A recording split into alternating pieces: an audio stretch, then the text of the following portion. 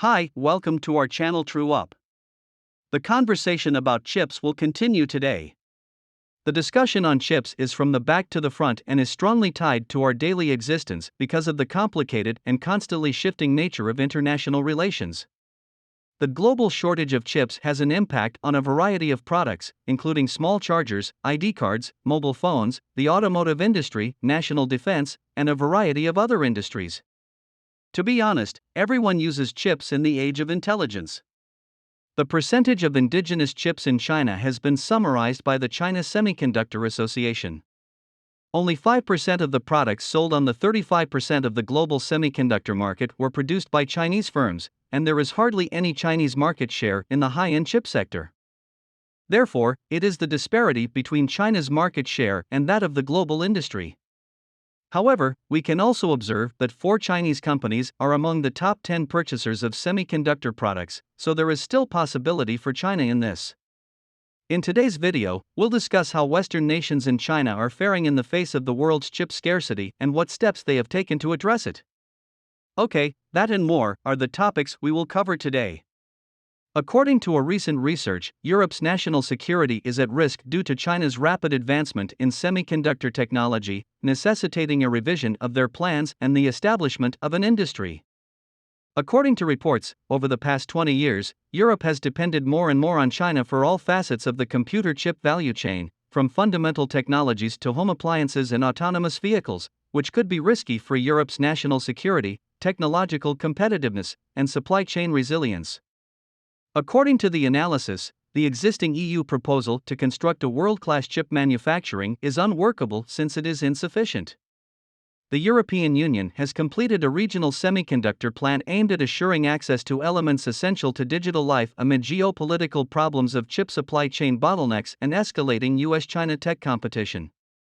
Through 2030, the EU wants to have a 20% share of the worldwide semiconductor industry, in part by developing and producing its own cutting-edge chips. This is one of the main objectives of the EU chip bill. In response, the EU and its member states, particularly Germany and France, have so far announced intentions to bring in facilities that can make cutting-edge semiconductors.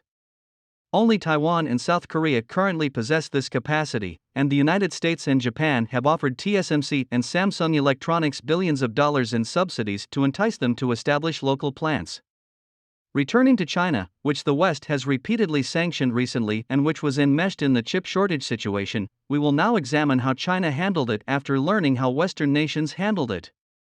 The integration of IT applications with industrialization is one of 5 subgoals outlined in a plan released by China's Ministry of Industry and Information Technology for 2025.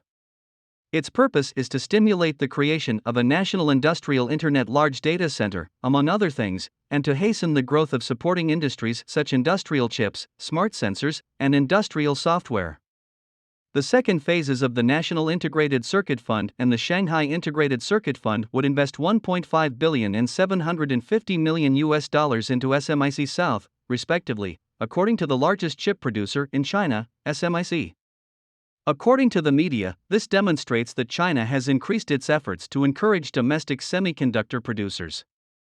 Leading chip design firms in China create certain high-end, innovative semiconductors and contract with foreign manufacturers to produce them, which is crucial for capturing the chip design market share. Even if the design cost of some chips can easily run into the hundreds of millions of dollars, some Chinese corporations can afford it. After years of development, the top chip manufacturing firms in China, like SMIC, have a solid foundation and are qualified to conduct further research and development of cutting-edge production techniques.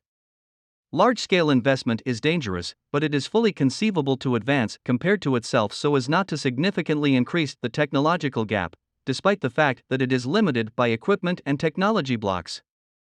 International businesses appreciate China's market, and they will work to avoid intervention and collaborate with Chinese firms within limited bounds.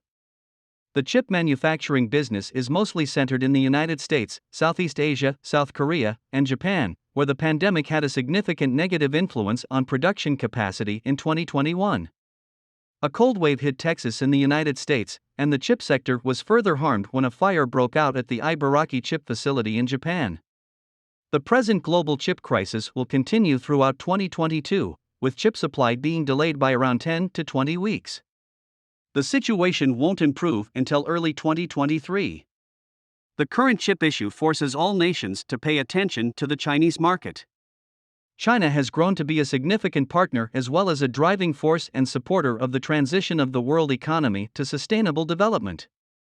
For a considerable amount of time in the past, developed countries were primarily responsible for the growth of the global economy. However, since the global financial crisis, emerging market and developing countries have become an increasing portion of the global economy, and China's contribution to the global economy has grown significantly. The most important factor, however, is that China has firmly created its own track and has worked to cement the technological base into an established method that is more frequently adopted. Chinese businesses will take the lead in transforming the established process chip sector as they join the global chip revolution. According to Wei Xiaojun, director of the Institute of Microelectronics at Tsinghua University, China's chip industry has advanced to the front of the world with a full spectrum of products but a small market share in many industries. The future of China's chip sector is worth anticipating with the arrival of the 5G era, by enhancing its own technological capabilities and stepping up talent training.